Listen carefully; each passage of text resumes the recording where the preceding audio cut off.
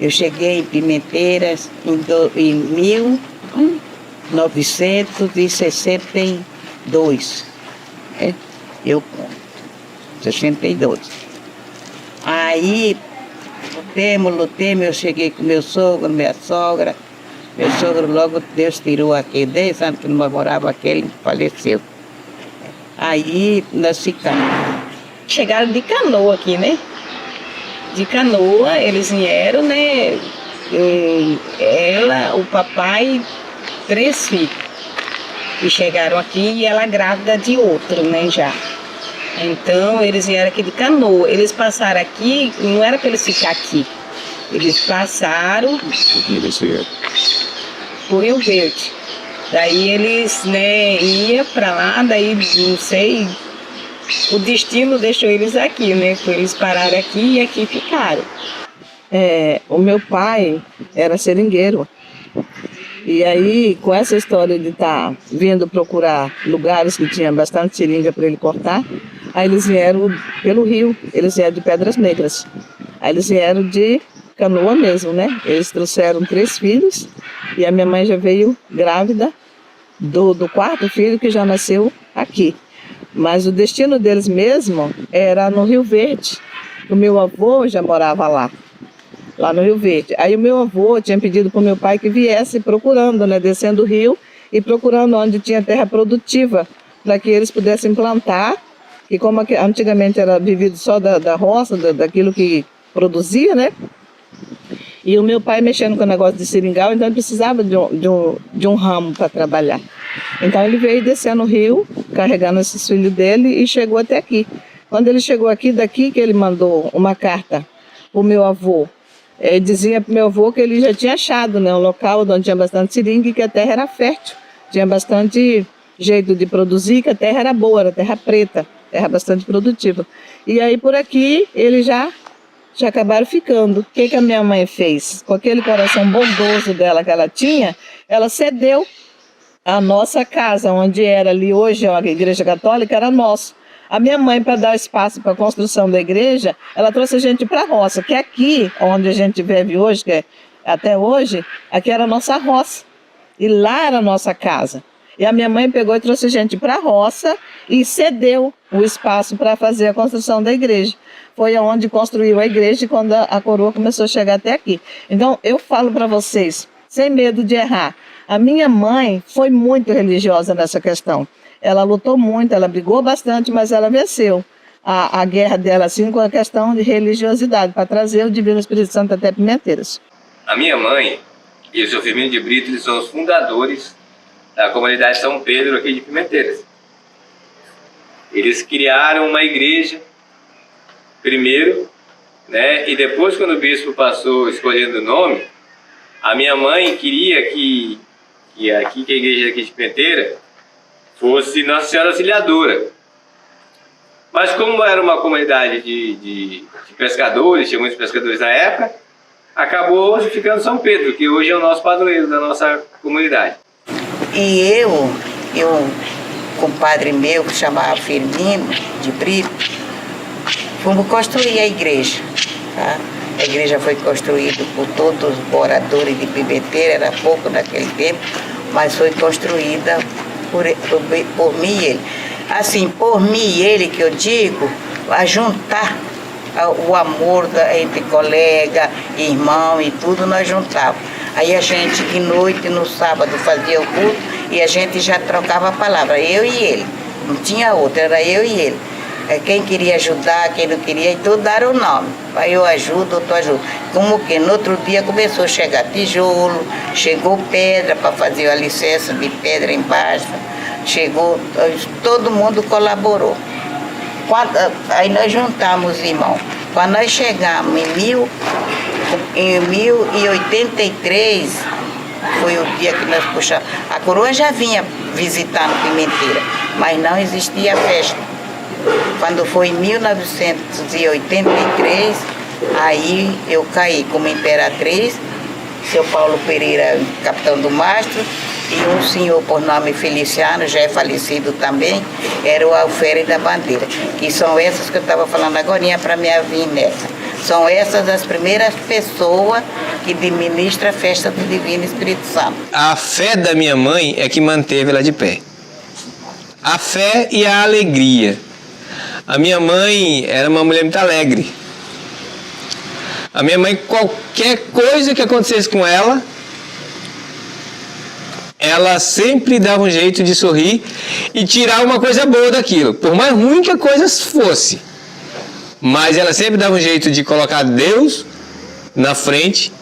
Aqui na Pimenteira não tinha hospital, Pimenteira não tinha médico de qualidade nenhum, não tinha. Aí o que eu tinha que fazer? Era pedir a Deus que me desse, se Ele quisesse me dar para mim. Eu fui mãe de 12 filhos e tenho vivo 7. Agora tenho já muito neto, bisneto, ainda não deu teteré neto, mas de neto e bisneto já tive bastante. Aprendi tantas coisas, tanta. Eu fiquei, na verdade, eu fui aqui que fiquei 1 ano e meio com a minha mãe, né? Nos últimos dias eu que estava cuidando dela. Ela teve um problema na vista, né? Que ela deu um coágulo na vista. E daí as minhas irmãs tudo trabalham e não tinha quem ficasse, eu que estava já apta para aposentar, né? Aí eu resolvi aposentar e vim cuidar dela aqui. Mas valeu a pena. Foi 1 ano e meio de... Eu já tinha aprendido muito, porque a gente era... Eu costumo dizer assim que a mãe da gente é mãe para cada um. A mesma pessoa, mas cada um tem sua mãe, não é verdade? Cada um vê de um jeito, cada um cuida de um jeito, cada um sabe. Então, a mesma pessoa é mãe de cada um. E para mim, ela era aquela mãe assim admirável, né? Que eu aprendi muito com a minha mãe. Desde sempre. Aprendi que ela era aquela pessoa assim que eu mesmo, quando ela viajava, ela ia lá em Porto Velho, e eu falava para ela, mãe, às vezes ela queria visitar os irmãos dela, eu falava, mãe, que a senhora quer visitar seus irmãos que não estão nem aí para a senhora, não vão? Ela falava, não, minha filha, mas eu sou irmã deles. Então eu que tenho que visitar, eu sei quem eles são, eu sou irmã deles, e eu vou lá visitar, não interessa o que vocês falam, eu vou visitar. E ela ia, né? Sempre foi. Aprendi que ela era aquela pessoa, esse 1 ano e meio que eu vivi com a minha mãe, aquela pessoa assim que eu sempre dei testemunho, muito antes dela morrer, era uma pessoa assim que eu admirava, que a minha mãe levantava 3 horas da manhã, todos os dias, para fazer oração. Todos os dias. 1 ano e meio que eu morei com a minha mãe, nunca ela deixou de levantar um dia sequer, para se ajoelhar e fazer a oração dela. E isso me marcou muito. Isso era 3 horas da manhã, todos os dias, não interessava. Ela podia dormir 2 horas, 3 horas, mas 3 horas ela estava em pé, estava de joelho, orando ali na caminha dela, para todo mundo. E isso foi marcante para mim, sabe? Foi uma marca assim, muito, que eu nunca vou esquecer da minha vida. Foi um exemplo de fé, um exemplo de mãe. Ela foi uma pessoa que ajudou a crescer a comunidade, a cidade, por ser uma das primeiras. E uma pessoa muito importante pra gente. Ensinou muito a questão da fé. Ela era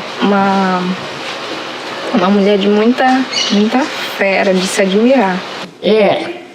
Era boa. Eu não tenho assim dizer que ela não era. Era com todo mundo. Na igreja, a gente mais se encontrava na igreja, assim na reunião, né?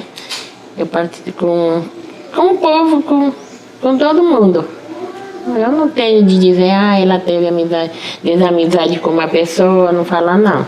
Com todo mundo, era boa. Ela era muito carismática, acolhedora, de um tanto assim que não tem explicação. Ela era muito acolhedora, assim. Chegava um, chegava outro, ela estava sempre com aquela disposição de acolher, como diz o ditado, gatos e cachorros. Ela era muito assim, aquela pessoa atenciosa, de coração bom. Igual. Todo mundo, ela não diferenciava. A única diferença era como chamá-los. Né? Sânia, Nona, minha Pucaia. Então ela tinha várias maneiras de chamar os netos e os bisnetos. Né? Então assim, era a única diferença dela com os netos, bisnetos e os filhos. Né? Mas fora isso, a igualdade era a mesma. A mamãe tratava todo mundo igual. Essa dona Alice era uma mulher muito forte, ela era tranquila, todo o tempo, foi uma mulher guerreira, né? Eu gostava que eu chegava aqui e ia dar benção para ela. Aí eu ficava aqui brincando. Quando eu chegava aqui, ela sempre eu dava benção e eu falava bi. Quando eu falava bis, ela fazia nada. Mas quando eu falava nona, ela pegava e falava, oh, mais um dia de nona. Eu mesmo digo para muitas pessoas, quando morre aqui, eles vão me chamar e tudo, eu vou. Chego lá e falo, gente, o que nós temos que fazer? Temos que se conformar com a vontade de Deus. Porque desde o Pai Nosso fala, seja tudo a sua vontade. Então a gente tem que pedir o conforto dele, porque ele dá o conforto, ele dá a pessoa e depois a menina Andréia está gravando nós aqui. Não sabemos outro ano, nem outro ano, nem eu, se eu estou presente ou ela. Né? Então é assim. E o que a gente tem que fazer? Tem que esperar a vontade de Deus que vai dar o conforto. Vai dar o conforto para a família. Ela já foi, mas a família dela vai ser consolada. Né? Pelo Pai eterno, Divino Espírito Santo, vai dar todo o consolo para ela.